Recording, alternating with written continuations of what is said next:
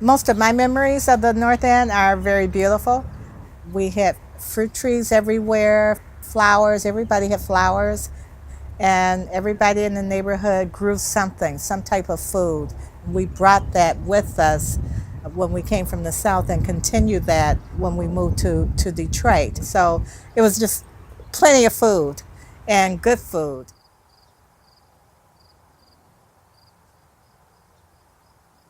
In the city of Detroit, we're living on land that was occupied by indigenous people prior to the colonization by the French, some of whom did farming.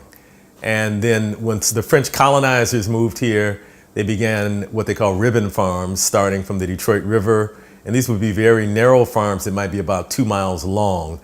And then we had this huge influx of African Americans from the South and some poor whites who were coming from the South to work in the automobile factories in and around Detroit, and most of them brought their agricultural heritage with them. I come from a background where all of my relatives were farmers of some sort. My grandfather had his own little farm where they grew all of the food that we ate. There were chickens in the backyard, and you grew something. Everybody grew something, whether it was fruit trees or berries or something. And then we shared them around the community. Everybody, you didn't go to the store for tomatoes. Everybody had tomatoes and things. But over the years, the generations, the newer, younger generations didn't grow their vegetables. And then there started to be a reduction in the major food chains. Oakland Avenue and the North End has been a predominantly black community for the last several decades. This is one of the areas that has been intentionally disinvested in. And if you go up and down Oakland Avenue, you'll see a number of vacant buildings. You'll see a lot of blighted properties. The Oakland Avenue Farm was started in 2008, and inviting people from the community to come in and talk about what we could do with the land that was vacant on Oakland between the church and the nearest commercial business, 10 vacant lots. The Oakland Urban Farm is it's a place where people in the community try to react to the fact that they couldn't have fresh food. Oakland Avenue Urban Farm has a unique history. Reverend Bertha L. Carter, she is the founder of North End Christian CDC, and she began this program simply by providing food out the back of her truck. She would get food from Kroger to people in the community who were food insecure. In 2008, my daughter, Jerry Hebram, came with her husband, and they came with great ideas. And their first idea was the farming.